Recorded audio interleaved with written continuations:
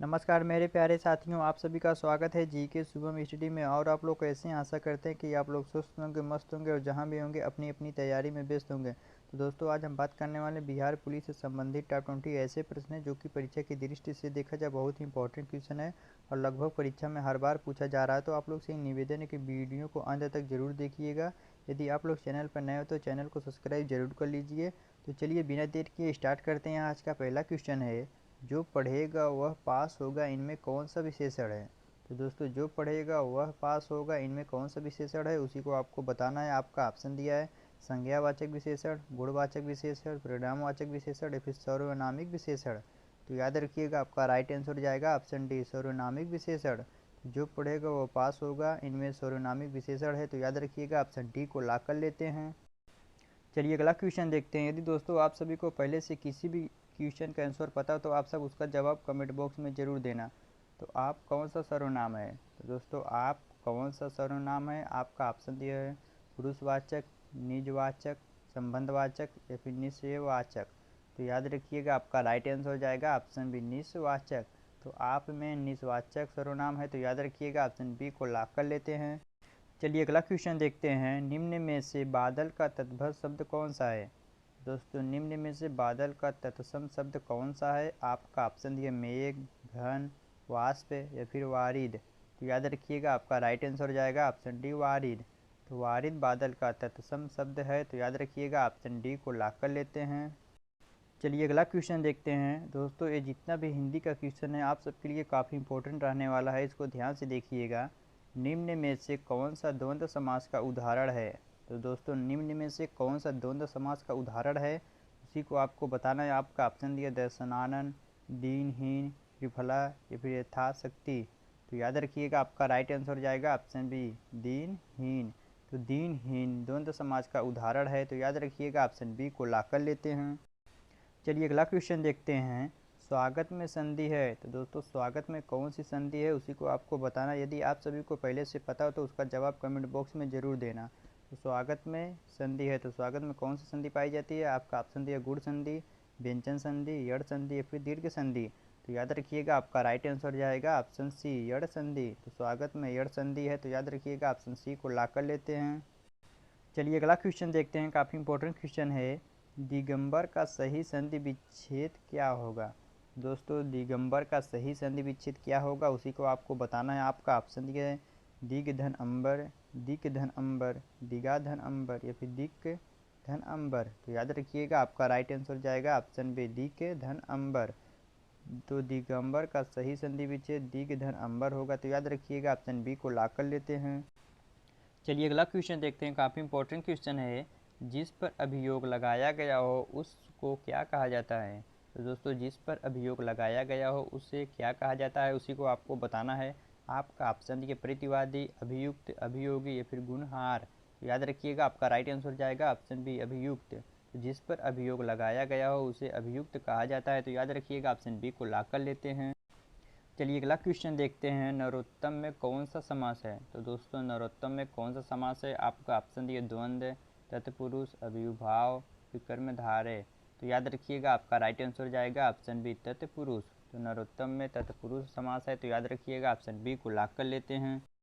चलिए अगला क्वेश्चन देखते हैं। निम्नलिखित शब्दों में से किस शब्द में उपसर्ग नहीं है? तो दोस्तों, निम्नलिखित शब्दों में से किस शब्द में उपसर्ग नहीं है उसी को आपको बताना है। आपका ऑप्शन दिए है अपवाद, पराजय, प्रभाव या फिर ओढ़ना। तो याद रखिएगा, आपका राइट आंसर हो जाएगा ऑप्शन डी, ओढ़ना। तो ओढ़ना शब्द में उपसर्ग शब्द नहीं है। तो याद रखिएगा, ऑप्शन डी को लॉक कर लेते हैं। चलिए अगला क्वेश्चन देखते हैं। काफ़ी इंपॉर्टेंट क्वेश्चन है। प्रत्येक किसी शब्द के लगाता है। तो दोस्तों, प्रत्येक किसी शब्द के लगाता है तो किसी शब्द के लिए लगाता है उसी को आपको बताना है। आपका ऑप्शन दिए आगे पीछे, आगे पीछे दोनों या फिर कहीं भी लगा सकता है। तो याद रखिएगा, आपका राइट आंसर जाएगा ऑप्शन बी, पीछे। तो प्रत्येक किसी शब्द के पीछे लगता है। तो याद रखिएगा, ऑप्शन बी को लॉक कर लेते हैं। चलिए अगला क्वेश्चन देखते हैं। आगामी का विलोम शब्द है। तो दोस्तों, आगामी का विलोम शब्द क्या होता है उसी को आपको बताना है। आपका ऑप्शन दिए भविष्य, अतीत, विगत या फिर तीव्रगामी। तो याद रखिएगा, आपका राइट आंसर जाएगा ऑप्शन सी, विगत। तो आगामी का विलोम शब्द विगत है। तो याद रखिएगा, ऑप्शन सी को लॉक कर लेते हैं। चलिए अगला क्वेश्चन देखते हैं। जो गणना योग्य ना हो के लिए एक शब्द है। तो दोस्तों जो गणना योग्य ना हो के लिए एक शब्द है, तो कौन सा शब्द है उसी को आपको बताना है। आपका ऑप्शन दिया गणक, नगण्य, असंख्य या फिर अधिगण्य। तो याद रखिएगा आपका राइट आंसर जाएगा ऑप्शन सी, असंख्य। जो गणना योग्य ना हो उसके लिए असंख्य शब्द है, तो याद रखिएगा ऑप्शन सी को लॉक कर लेते हैं। चलिए अगला क्वेश्चन देखते हैं। काफ़ी इंपॉर्टेंट क्वेश्चन है। दूर की सोचने वाले के लिए एक शब्द है। दोस्तों दूर की सोचने वाले के लिए एक शब्द है, तो वह कौन सा शब्द है उसी को आपको बताना है। आपका ऑप्शन दिया दूरगामी, दूरदर्शी, भविष्यवक्ता या फिर सूक्ष्म दृष्टि। तो याद रखिएगा आपका राइट आंसर हो जाएगा ऑप्शन बी, दूरदर्शी।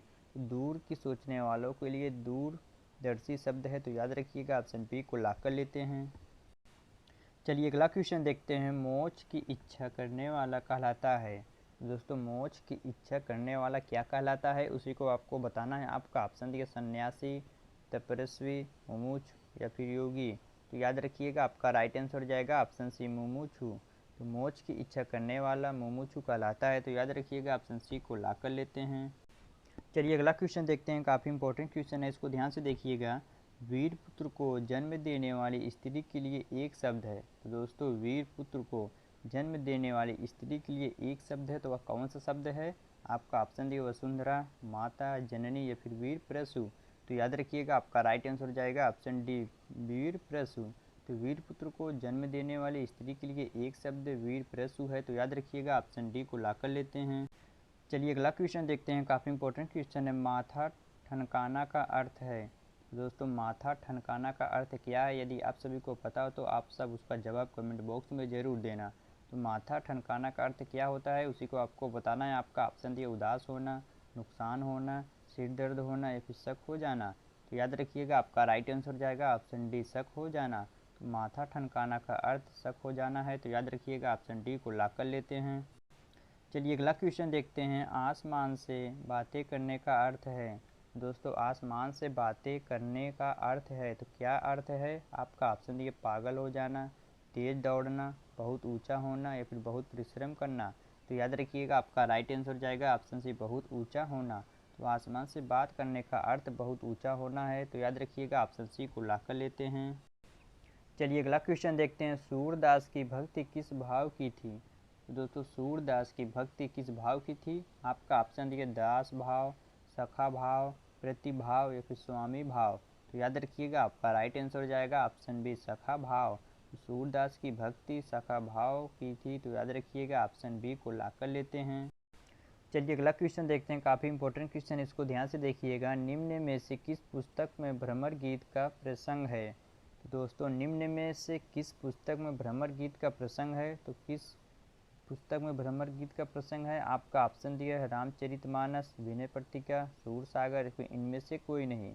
तो याद रखिएगा आपका राइट आंसर जाएगा ऑप्शन सी, सूरसागर। तो सूरसागर पुस्तक में भ्रमर गीत का प्रसंग है, तो याद रखिएगा ऑप्शन सी को लॉक कर लेते हैं। चलिए अगला क्वेश्चन देखते हैं। ब्रज भाषा की एक प्रमुख रचना का नाम है। दोस्तों ब्रज भाषा की एक प्रमुख रचना का नाम क्या है। आपका ऑप्शन दिए पंचवटी, उर्वशी, सूरसागर, चिदम्बरा। तो याद रखिएगा आपका राइट आंसर हो जाएगा ऑप्शन सी, सूरसागर। तो ब्रज भाषा की एक प्रमुख रचना का नाम सूरसागर है, तो याद रखिएगा ऑप्शन सी को लॉक कर लेते हैं। चलिए अगला क्वेश्चन देखते हैं दोस्तों, और आज का लास्ट क्वेश्चन है। बाल चित्रण में कौन सा कवि श्रेष्ठ है। तो दोस्तों बाल चित्रण में कौन सा कवि श्रेष्ठ है। आपका ऑप्शन दिया रस खान, मीराबाई, सूरदास या फिर कबीर। तो फ्रेंड एक क्वेश्चन आप सबके लिए, जो इसका जवाब आप सभी को कमेंट बॉक्स में देना। यदि आप सभी को वीडियो पसंद आए तो वीडियो को लाइक करना और अपने सभी साथियों को शेयर करना, और हाँ चैनल को सब्सक्राइब करना ना भूलना, ताकि इस प्रकार की इंपॉर्टेंट वीडियो आप सबके पास हमेशा पहुँचती रहे। मिलते हैं आप सबसे अगले वीडियो में, तब तक के लिए जय हिंद, जय भारत।